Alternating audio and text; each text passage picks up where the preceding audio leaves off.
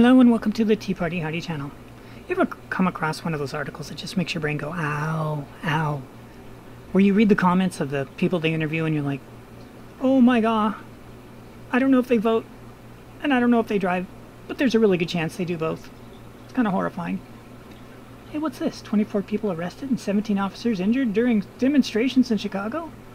Why would you arrest people during a demonstration? How would you get injured in a demonstration? Sounds like a riot to me. Oh, the horrible, horrible dictionary that liberals use that's constantly changing. Immigrant. Illegal alien. Peaceful protest. New tensions are rising in Seattle's Capitol Hill on Saturday after protest Friday night turned destructive. That's called a riot. Targeting business and ATMs. Yeah, this is the same exact location as CHOP, as CHAZ.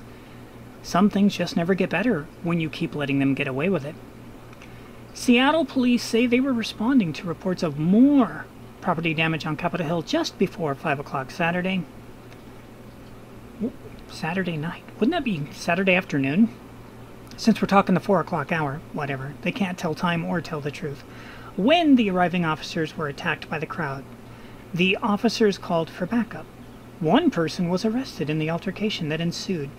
It has been a violent 24 hours in that neighborhood for Seattle police. An employee of a business that was attacked struggled to understand. You want to talk about struggling to understand? Listen to this. So, when we came here at around 11 a.m. This morning to open the store, that's the first time we realized that, said Satush Garung, a UPS employee. We had no clue. That really doesn't go away. Garung stood outside the two shattered windows at the UPS store on Broadway Avenue. The windows were covered with sheets of plastic by a Good Samaritan. That's hypothesis. That's not fact. And I see that sign. That support the USPS, he said, referring to the initials for the United States Post Office left on his building. But that doesn't make any sense. Because we, as UPS, also support the Postal Service. We take packages for them, and I don't know how people are making sense. Because they're not. They're just being destructive. It's not.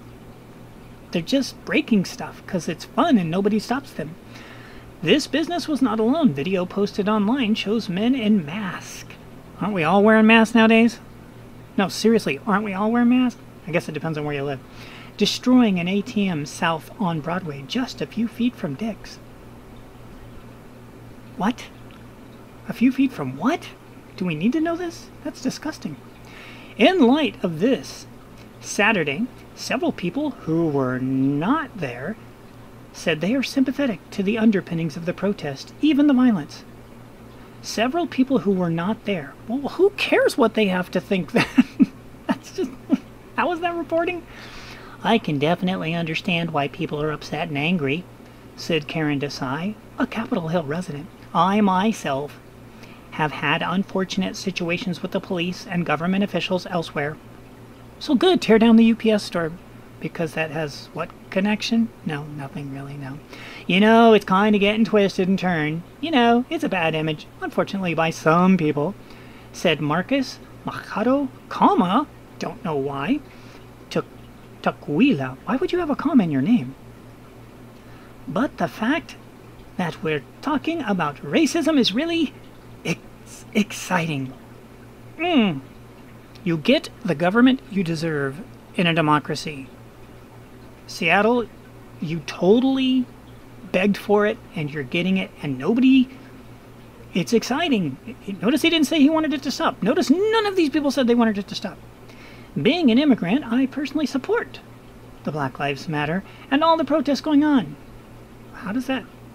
What? Why does an immigrant relate to that? Whatever.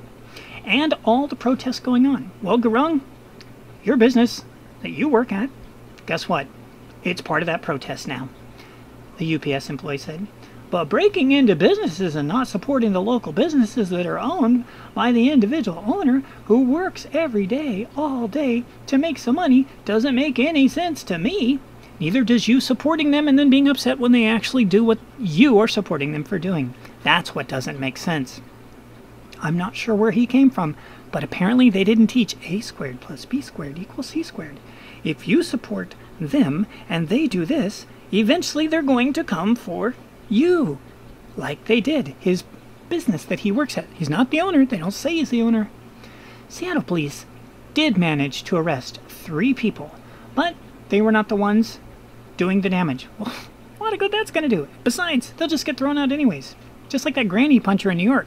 Bam! Punch a 92-year-old woman in the face, knock her to the ground so that she hits a fire hydrant on the way down, cuts open her head, starts bleeding, and next thing you know, he's out, and now he has 104 things on his rap sheets. The King County Jail roster shows 3 men were booked on rendering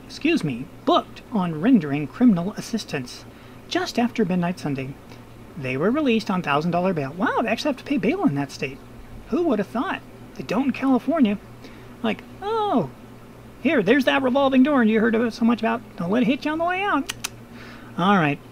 Seattle Police Department says the investigation is active and ongoing. Really? He can't understand why they're attacking the store he works at, but he supports them. And that's why they're going to keep attacking. Good grief, people. Good grief. We'll see you in the future.